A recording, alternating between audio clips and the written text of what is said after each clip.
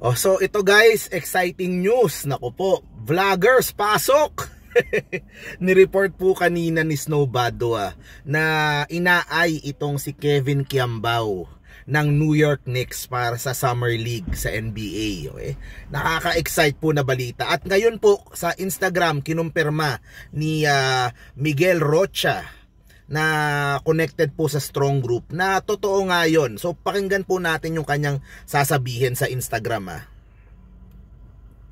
Yan. Hello guys, so sabi dito ni Snow Badua, the New York Knicks are eyeing Strong Group Athletics Philippines superstar Kevin Kiambao to play for them in the upcoming NBA Summer League. Mind you, he didn't apply, he was scouted. He didn't apply. And I confirmed. Confirmed. If he did get offered to play for the Summer League. Yes, he did. He got offered to play in the Summer League. But there is no decision yet. No decision for Kevin Kiambao. What matters is he got offered by New York to try out in the Summer League. And that's already a big plus. That's already a big win for Philippine basketball, considering we're trying to get a first Filipino, pure-blooded Filipino in the NBA. And it all starts there.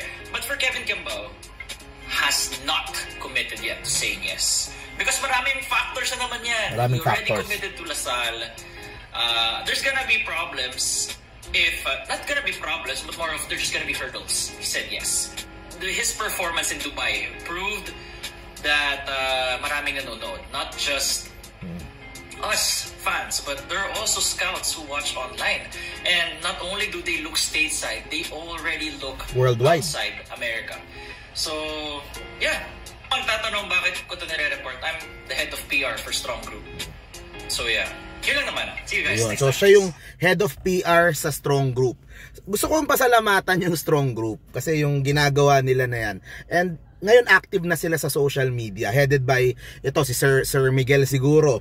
Siya yung head ng PR nila. And very good yan kasi sayang na, para hindi masayang yung kanilang ginagastos sa pagpo-promote, 'di ba, sa kanilang basketball team kay Dwight Howard. At least yung kanilang brand equity ay umaangat din, nakikilala yung Strong Group. Magkakaroon pa sila sa volleyball na team, 'di ba? Rumored pa sa PBA, baka posible silang pumasok. O pero yung pong pagkuha nila kay Dwight Howard, napakalaking bagay kasi pansinin nyo kahit saan pumunta si Dwight Howard, napapansin yung basketball dun sa bansa, 'di ba? Sa Taiwan, laman ng ESPN yung Taiwan. O ngayon po sa Philippines, although ito ay sa Dubai na tournament lamang, maiksing tournament lang, pero marami pong nakatingin doon sa ginagawa ni Dwight. Kasama po dyan mga scouts sa NBA, mga managers doon. And ang tingin nga po, tama yung sinabi niya, ang tingin nila is worldwide na. Naghahanap sila ng magagaling na talent, naghahanap sila ng kumaga sila yung unang makakakita. Sila yung makakaalam na, may talento pala to, may ano pala to. So, sabi niya, he confirmed it, New York Knicks, a Summer League, that is already a big win. And sana naman yung LaSalle o kung ano man, 'di ba? Hayaan nila si Kevin.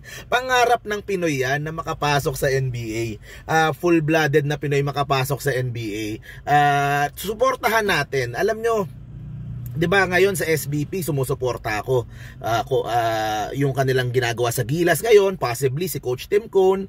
I think for me, I think isang magandang direction din natin na suportahan ng SBP, suportahan ng PBA, suportahan ng lahat ng stakeholders sa basketball is yung effort natin para makapagpapasok ng isang Pinoy dyan sa NBA. Kasi it will open doors It will open doors to more players, more Pinoy players entering the NBA, full-blooded Pinoy players. Yung dito lumaki, yung dito talaga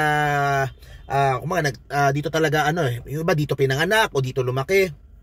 So, napakalaking bagay po nun para sa mga Pinoy na meron tayong kababayan na makakapasok sa NBA. And nako, alam din ng mga NBA teams na kapag meron silang pinapasok na Pinoy diyan sa liga nila, that will be the Philippines team. Kung New York Knicks yan, kahit gaano kasama yung performance ng New York Knicks, maraming Pinoy ang mag-cheer for New York. Sigurado po yan. And syempre si Kevin, yung kanyang performance sa Dubai, he is proving na he is a top caliber player. Diba? Napapatunayan po yan ni Kevin. And meron siyang potential talaga na maging isa sa mga pinakamagagaling na player natin sa mundo.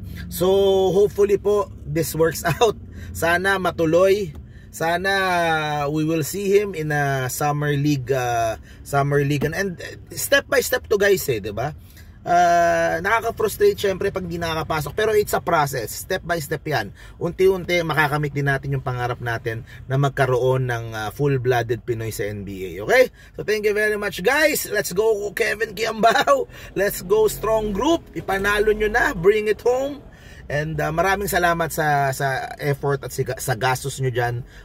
We Pinoys truly appreciate it. Okay? Bye bye guys.